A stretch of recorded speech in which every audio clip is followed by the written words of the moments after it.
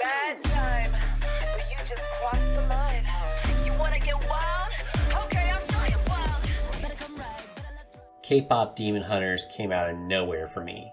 With its amazing animation, killer music, and fantastic characters, I thoroughly enjoyed it. But also, I walked away from it feeling like something about the message was off. Quick warning, this video is packed with spoilers. If you haven't seen K-pop Demon Hunters yet, pause here and check it out first. You won't regret it. If you're still here, I'm Willie, and this is the first video in a series called Messages Matter, where we break down and analyze what lessons movies are trying to teach us. So let's dive in. For a lighthearted kids action film, K-pop Demon Hunters tackles a lot of deep themes in its 95-minute runtime. Themes like trust, shame, and the mess of being friends with flawed humans. The movie generally does a good job navigating these themes, but at the end of the movie, I left feeling like the message was, well, wrong. So let's break it down. We join the story as Huntrix is on the verge of creating the Golden Hanmoon, but there's one problem. Rumi starts to lose her voice, and it's revealed that she is part demon. Throughout her life, she has hidden the patterns that reveal her demon heritage, and that has been making them grow more and more.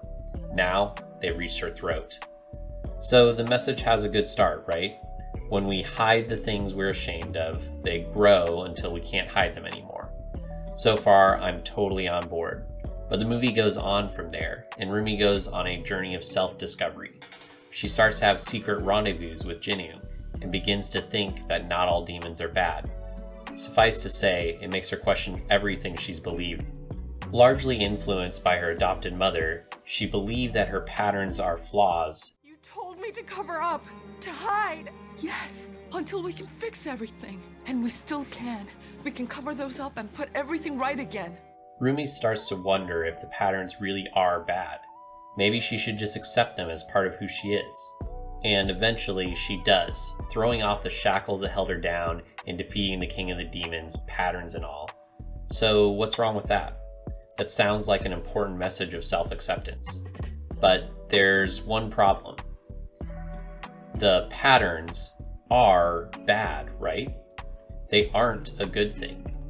The movie doesn't show that accepting her demon half gives her the power to defeat Guima.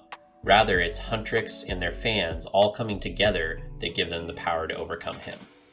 The only thing we see the patterns do is bad, hurtful things to her. The patterns took her voice away, and they are assumedly the result of her father making a proverbial deal with the devil. Wouldn't it actually be good for them to be gone? After the movie, I immediately thought about how this message applied to the real world. And it gets muddy to say the least.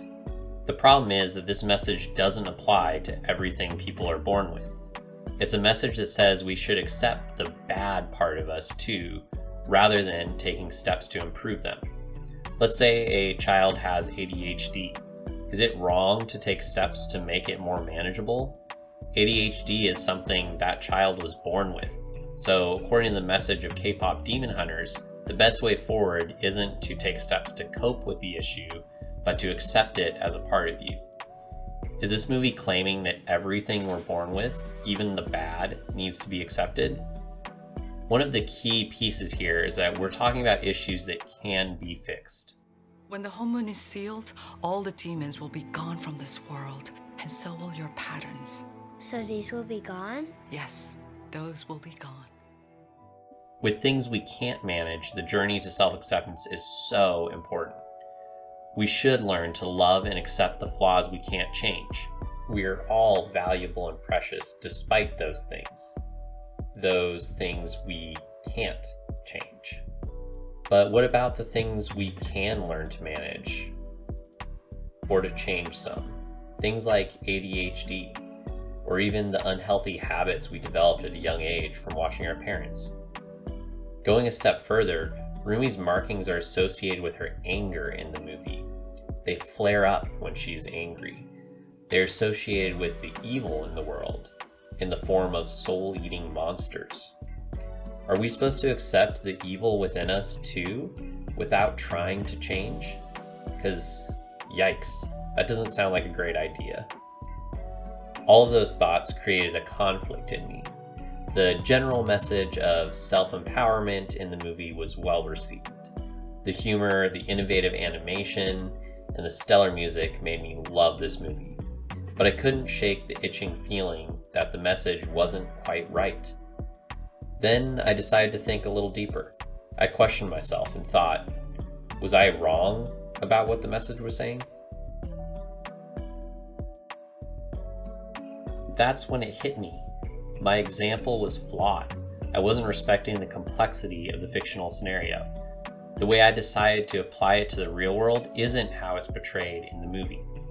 I was thinking about inherited traits people have at birth, but in the movie it's implied that the patterns are actually the result of Rumi's dad making a deal with Guima at some point.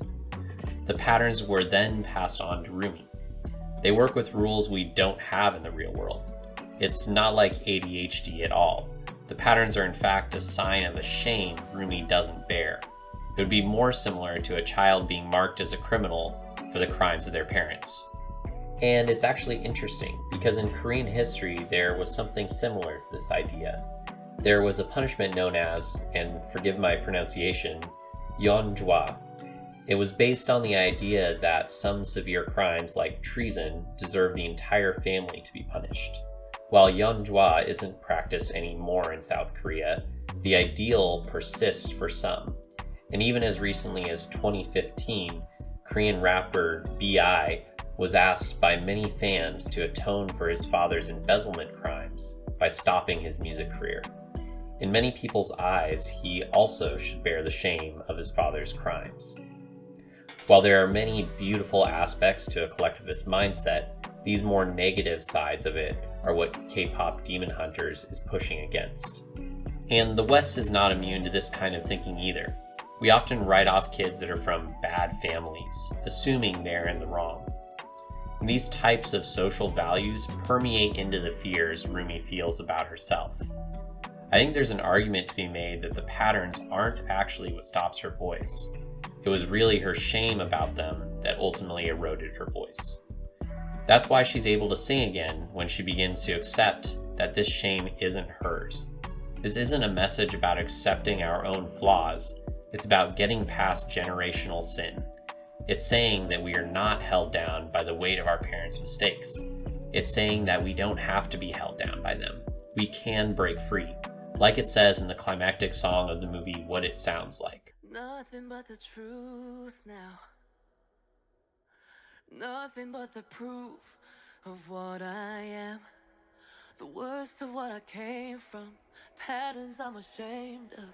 Things that even I don't understand. Rumi was flawed. She lied and it hurt her friends. She didn't trust them when she should have. And she let the weight of her parents' past define how she viewed herself. And her growth throughout the movie was accepting that she wasn't responsible for her parents' mistakes, and that she should have trusted her friends with the hard truth of her family's past. And man, I resonate with that.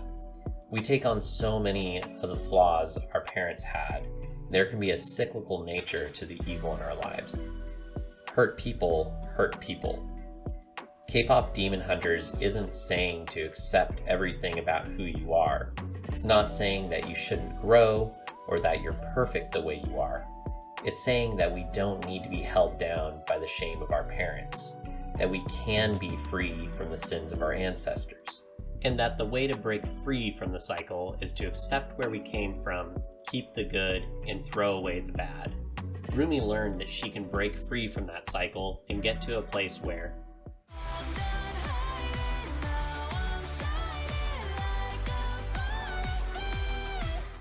and for us, it's all too easy to fall into these patterns, and it's often hard to live freely in this broken world.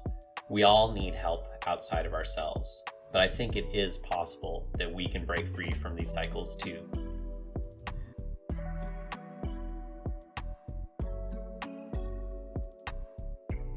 This is my first video, but I'm really excited to keep doing more.